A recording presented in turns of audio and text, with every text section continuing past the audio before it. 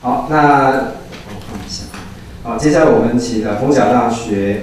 翟本瑞翟主任来跟大家介绍这个透过摩克斯进行专题式的学习。我们欢迎来上社。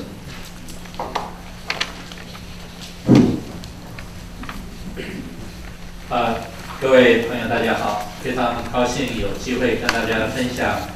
逢甲大学在摩克斯这一块应用上面的一些尝试。那因为时间关系，我没有办法把所有的这些做法都介绍说明，但是我想选了几个我们在做的尝试，跟大家做进一步的分享。好，这个摩克斯制作其实非常辛苦，大家都知道。而在摩克斯制作的过程里面，其实大家对摩克斯的看法也有一些逐渐的转变。比如说，2012年大家认为是摩克斯元年，在2013就发现摩克斯其实并不如想象的这么全部都是正面性的，所以反摩克斯或者开始 Spark 的推出在这个阶段开始都逐渐的推出。那么其实摩克斯最大的问题就是它在线上的课程，它的完课率，还有它的学习成效，还是有一定程度受到了一些质疑。所以我们如果对比的话，其实过去的 OCW 跟摩克斯，其实最大的差别就是摩克斯多了互动的这一块，以至于它相当程度中会被认为是高等教育破坏性的创新，跟过去的这个开放课程有很大的不同。但是当摩克斯开始各项在推动的时候，其实投入了非常多的人力跟资源，我们其实还可以再进一步构想，还有什么是摩克斯可以进一步做的？比如说这个 for 全校校内用的这个 Spark 在过去这2年，其实会被大家认为是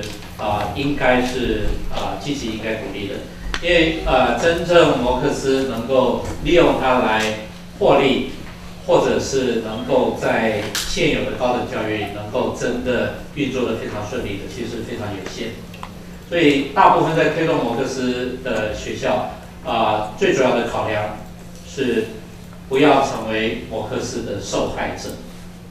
还没有办法去享受它成为获利者。为什么？因为它投入的人力跟成本，其实让他在获利这条路上不见得马上就能够得到，所以大家在想的是怎么样我们不要成为摩克斯的受害者。因为如果物理学有一门课，只要这一门课存在，其他学校几乎都不用开物理学了。所以呢，还有什么是除了摩克斯以外可以存在价值运用的？所以我们就在这里开始构想有没有什么是可以做的那么我们有一个尝试，在通识中心，我们试想可不可以透过一些价值运用的方式，所以我们在去年在通识的课程里面就开了一门课，叫做透过 Coursera 合作学习专题课程。它怎么做呢？就是说它是有1位老师在 Coursera 要开的过程里面来招募学生，来尝试带领学生修 Coursera 的课程。可是 Coursera 的课，它的时数，比如说只有6周，它的时数不到18周，所以它的课程的内容跟我们作为这样的一个课程来讲，不一定完全对应。所以呢，这个老师其实他是开这一门课程，他用 Coursera 的素材，但是约定每个礼拜有一个固定的时间，跟所有修课的同学一起到电脑教室，一起上 Coursera 的课。为什么？就是说摩克斯一个最大的问题就是学生有没有上课，懂不懂，然后作业是不是自己做的都不知道。所以呢，大家一起听课，然后一起讨论，也有助教带，所以学生是真的有参与的。那么这样的课程 ，Coursera 的课很多都是国外名校的课程。那如果我们能够利用它价值运用的话，也是好事。所以我们就开了7门这样的课程那每一门课程它分别12周、9周，甚至最短的4周。但老师要做一件事情，就是除了修这个课之外，他怎么样让这个课程的内容学生能够具体应用。假设他只有12周，那另外6周的时间，可不可以带学生来实作，出一些作业，把这中间的具体应用再加强？所以加值运用上面就成为这个课程另外一个实际能够运用最主要的考量。所以呢，比如说我们看 Think Again 这个课程这个就是老师带着学生上。那这门课程其实全球通过率只有2.3%，但是经过这样子只有10位同学修，那因为这些课程都是全英的，所以老师也是全英带学生上，所以有5位是英语专班，5位是一般生，那有5位来自台湾，5位来自其他国外的学生，那最后都通过了 certificate。作业有没有办法100%保证一定是学生做？不敢讲，但是学生一定是全程上课、全程讨论。那么，所以我们看到，就是说这些不同的课程，除了上课的时间之外，比如说 Statistics 1，那上了课之后，其实是学生到中小学去教小朋友这些基本的统计的观念。所以把原有的课程再进一步的加值运用，design creation of artifacts 那所以就是学生基本上也有做一些笔记，然后上课的时候也进一步的讨论，甚至作业的时候大家还可以一起来合作、来分享、来进一步的呈现。当经过了这个过程之后，学生比较容易通过 Coursera 的课。拿到 certificate， 而且更进一步，它可以再进一步的加值运用甚至他们到中小学，比如说教有关这个儿童教育啦这些，他们就真的到中小学去，在他们的课辅带小朋友来做课程内容的具体运用。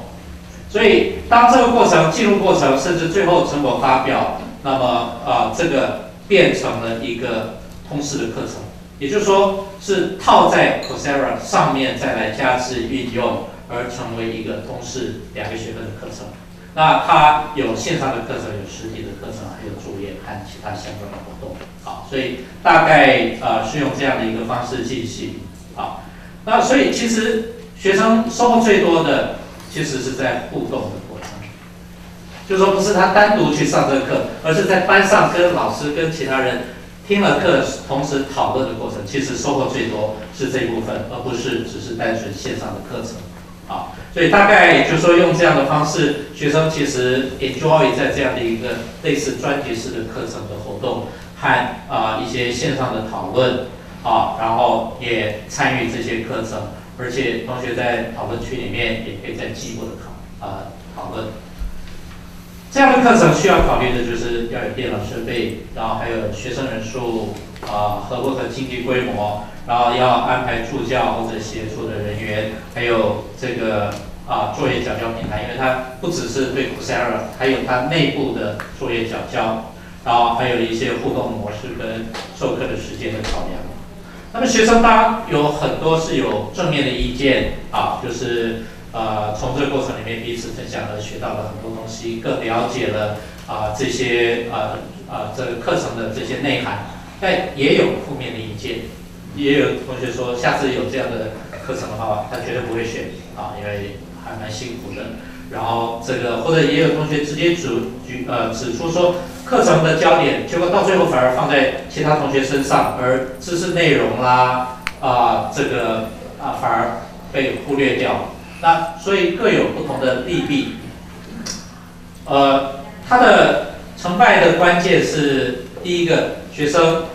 英文的程度，还有他的背景知识和他的态度各方面，这个都非常重要那我刚刚讲这是我们做的一个尝试。那逢甲当然有我们在教育部支持的摩课时课程今天也有其他的 section 分享，我在这里不谈。可是我们自己内部也在尝试，看看是不是能够推出一些 stock 的课程。我介绍其中一门，我们通识中心安排的认识大学，因为过去我们去年前年我们都在实体做认识大学，在暑期把学生找来工程非常庞大，花了非常多的资源，所以我们就第一个我们就来尝试这个认识大学的课程。所以基本上做一个引导，希望学生能够在进入大学之前就能够有一些先导的课程。那时候学校还没有讨论Spark 摩克斯用什么平台，所以我们也没有时间考虑这么多，我们就先用 YouTube 的平台。另外我们有一个冯甲仪 Flipper 的平台，然后我们所有的讨论就用 FB 的群组，所以我们就用系为单位来串，每个系对新生就有一个 FB 的社群，然后用助教来辅导，系里面的助教还有课程的助教。然后甚至老师也可以参与，就是每个系对于他们新生的辅导。在这个过程里面，我们在 YouTube 里面就串一个播放的清单，然后就有不同的影片。那除了这个，我们还有一个是我们杰出校友段小雷支持我们的一个就是一个影音 Flipper 的这个频道，所以这个是在 Android 跟iOS 系统上。都可以下载的冯甲仪 Flipper， 所以我们不只是为了认识大学，我们在这上面我们现在已经有差不多1000部影片，这个是全球公开的，所以我们就串成不同的频道，所以我们在认识大学就有一个频道，然后认识大学的延伸阅读又有一个频道来做数位学习的资源，所以这个是大概单元然后课程里面有除了我们自己录制的影片，还有其他连接 TED 或者其他。要求同学看的和延伸阅读的影片。那我们最后怎么评定成绩？因为我们每一个 section 有一个作业，但是作业我希望最后学生完成一部电子书，把它每一个作业的内容来整合。另外还有一个影片拍摄剪辑。所以这2个作业是开学之后，我们还会有3次实体，各3次，就是让学生选。然后也有助教来带他们怎么做电子书，怎么做影片的剪辑，最后到上个礼拜才最后评分出来。那每个系的这个平台和这个课程上课、脸书的讨论，然后所以我们大概有30几个 Facebook 的群组在这里做分享，反映不同的意见、回答。所以每个系也把它当作是他们自己的这个操作跟新生接触的一个最好的管道。所以虽然修课有1800多人，但最后通过是775人，因为还有完成2个大的作业。那所以其实